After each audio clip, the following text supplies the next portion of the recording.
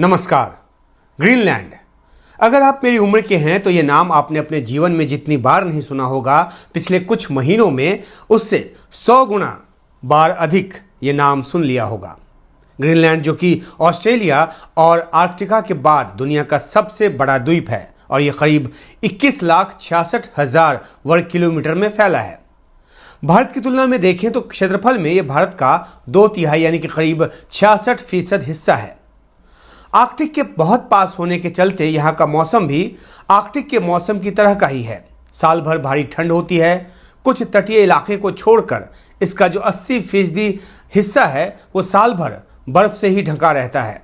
लेकिन इस बार की भारी सर्दी में भी गर्मी का एहसास यहाँ पर किया जा रहा है और वही गर्मी यहाँ के लोगों को घरों से खींचकर नूक में अमेरिकी कॉन्सुलेट तक ले आई है विरोध प्रदर्शन के लिए।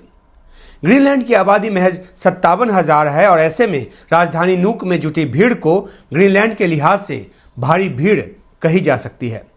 ये लोग अमेरिकी राष्ट्रपति ट्रंप की जिद के खिलाफ अपनी स्वायत्तता, अपनी पहचान की लड़ाई लड़ने जमा हुए हैं। दरअसल ये बर्फ से ढका हुआ विशाल टुकड़ा अब सिर्फ मौसम और खूबसूरती की वजह से चर्चा का विषय नहीं रहा, बल्कि ये एक भू राजनीतिक टकराव का बहुत बड़ा केंद्र बन चुका है। ग्रीनलैंड औपचारिक रूप से डेनमार्क के तहत आने वाला स्वशासित क्षेत्र है, यानी कि आंतरिक व्यवस्था के लिए यहाँ स्थानीय सरकार है, लेकिन रक्षा और विदेश नीति जैसी बातों के लिए ये डेनमार्क का हिस्सा है। ग्रीनलैंड ग्लोब पर एक ज़मीन का और टुकड़ा भर नहीं है, बल्कि ये राष्ट्र की सीमाओं से बहुत ऊपर उठकर एक रणनीतिक महत्व वाला इलाका है। ये उत्तरी ध्रुव के समीप है, एरोटिक क्षेत्र की केंद्र रेखा पर, और इसलिए यहाँ से दुनिया के बाहरी हिस्सों पर जो नियंत्रण है वो आसान माना जाता है। जो निगरानी और नियंत्रण है वो काफ़ी आसान माना जाता है। यहाँ अमेरिकी सेना का एक बड़ा स्टेशन भी है, पिटोफिक स्पेस बेस, जो मिसाइल चेतावनी और स्पेस निगरानी के लिए बेहद ही महत्वपूर्ण है। अमेरिकी सुरक्षा और रणनीति के लिहाज से भी काफ़ी अहम है। रूस की तरफ से किसी भी सुगबुगाहट या किसी भी हमले की आहट के लिए ये जो बेस है वो पर्याप्त रहा है, लेकिन अब अमेरिका को ये नाकाफ़ी लगने लगा है, खासतौर पर जब से अमेरिकी राष्ट्रपति ट्रंप ने दोबारा सत्ता संभाली है उसके बाद से। अमेरिकी राष्ट्रपति ने यह कहना शुरू किया है कि ग्रीनलैंड पर पूर्ण नियंत्रण अमेरिका के राष्ट्रीय सुरक्षा के हित में है, और जब से उन्होंने ये कहना शुरू किया है तब से एक भूचाल सा आ गया है। ट्रंप बार बार चीन और रूस का खौफ दिखा रहे हैं। इस इलाके में चीन और रूस के जहाज़ों के मंडराने की बात करते हैं। कहते हैं कि अगर अमेरिका ने इसे नहीं लिया, यानी कि ग्रीनलैंड को नहीं लिया, तो चीन और रूस जो है इसे ले लेंगे। डेनमार्क की सैन्य हैसियत नहीं है कि वो चीन और रूस को रोक पाए, ये भी ट्रंप कहते हैं। वे ग्रीनलैंड के डिफेंस पर तंज करते हैं, कहते हैं कि ये 2 डॉग स्लेड भर है। डॉग स्लेड यानी कि बर्फ पर कुत्तों द्वारा खींचे जाने वाला एक छोटा सा तांगानुमा जो एक वाहन होता है उसे। और ये सब कहते हुए ट्रंप ये भूल जाते हैं कि डेनमार्क जो है नेटो का सदस्य देश है, और शायद यही याद दिलाने के लिए डेनमार्क समेत 8 नेटो देशों ने ग्रीनलैंड में अपनी सेना की बहुत ही छोटी सी टुकड़ी या यूँ कहें कि एक छोटा सा दस्ता जो है वो उतार दिया है। 8 देशों के इस दल में महज 100 के आसपास सैनिक बताए जा रहे हैं। जाहिर सी बात है कि ये जो एक महज एक सांकेतिक तैनाती है, बहुत ही छोटी सी तैनाती है, और इसके ज़रिए एक संदेश देने की कोशिश है। लेकिन इस सांकेतिक तैनाती ने ही ट्रंप को इतना गुस्सा दिला दिया है कि उन्होंने यहाँ सैन्य तैनाती करने वाले 8 देशों पर 10% टैरिफ का ऐलान कर दिया है, टैरिफ ठोंक दिया है। ये 1 फरवरी से लागू होगा। कोई डील न होने की सूरत में टैरिफ 1 जून से 25% हो जाएगा। ट्रंप ने इस बात का ऐलान भी कर दिया है। जिन देशों पर टैरिफ ठोंका गया है वे हैं Denmark, Norway, Sweden, France, Germany, UK, Netherlands और फिनलैंड। इन देशों की तरफ से प्रतिक्रिया भी आई है। यूके के पीएम स्टार्मर की बात करें तो उन्होंने अपने नेटो सहयोगियों पर टैरिफ थोपे जाने की बात को बिल्कुल गलत बताया है और कहा है कि ये नहीं होना चाहिए। फिनलैंड के जो पीएम हैं अलेक्जेंडर स्टब, उन्होंने इस तरह के दबाव को गैरवाजिब करार दिया है। इसे आर्कटिक सुरक्षा से जोड़ा है, डेनमार्क और ग्रीनलैंड की अखंडता और संप्रभुता की दुहाई दी है और बातचीत के जरिए मसला सुलझाने की सलाह भी दी है। लेकिन ट्रंप जो हैं वे सुनने के मूड में नजर नहीं आ रहे।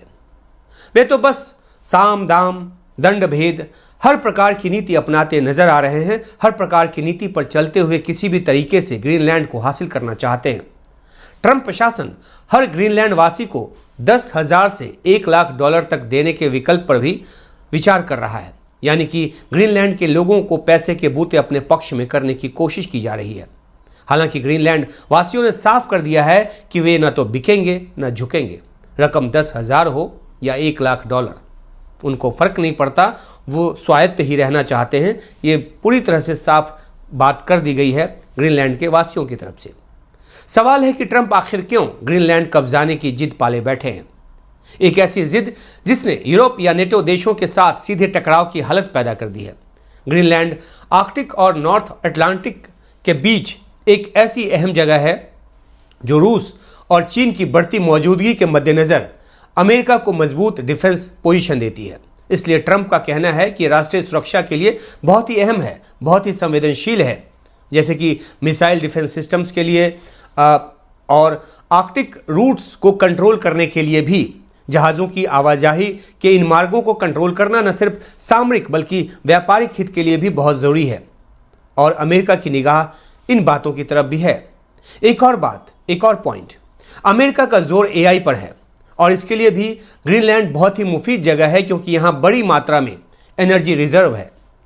ग्रीनलैंड रेयर अर्थ एलिमेंट्स का भंडार है। लिथियम, यूरेनियम जैसी खनिज संपदा यहाँ है जो सैन्य तकनीकी, बैटरी और ग्रीन एनर्जी के लिए बहुत ही ज़रूरी है, जिस पर अमेरिका का काफ़ी ज़्यादा जोर रहा है। अमेरिका अभी इनमें से 70% से अधिक जो हिस्सा है उसके लिए चीन पर निर्भर करता है, चीन से इंपोर्ट करता है। यानी कि ग्रीनलैंड पर कब्जा, अमेरिकी जो डिपेंडेंसी है चीन पर, इन चीज़ों की निर्भरता जो चीन पर है उसको कम करेगा और चीन को इस संपदा से दूर भी रख सकेगा जो लगातार यहाँ अपनी पैठ बनाने में जुटा रहता है। सैन्य तौर पर अमेरिका का पहले से थुले या जो पेसिफिक स्पेस बेस है, एयर बेस है, वो वहाँ पर बनाकर बैठा है। लेकिन दूसरी बार अमेरिका की सत्ता पर काबिज हुए ट्रंप को बदली हुई विश्व परिस्थिति में ये एयरबेस काफ़ी नहीं लग रहा। ग्रीनलैंड पर ट्रंप फुल कंट्रोल चाहते हैं ताकि किसी भी तरीके से डेनमार्क या नेटो की जो डिपेंडेंसी है न रहे। वे इसे अमेरिकन एक्सपेंशन का एक हिस्सा मानते हैं, उसी तरह से जैसे अमेरिका ने 1803 में लुइसियाना और 1867 में अलास्का को खरीदा था। ऐसा नहीं है कि ट्रंप अमेरिका के पहले राष्ट्रपति हैं जिन्होंने ग्रीनलैंड पर लालच भरी निगाह डाली है। इससे पहले 1867 में अमेरिकी राष्ट्रपति एंड्रयू जॉनसन ने ग्रीनलैंड खरीदने की दिलचस्पी दिखाई थी। हालांकि तब बात अलग ये थी कि कोई औपचारिक प्रस्ताव तब नहीं दिया गया था। इसके बाद 1946 में प्रेसिडेंट हैरी एस ट्रूमन ने भी ग्रीनलैंड को खरीदने की कोशिश की थी।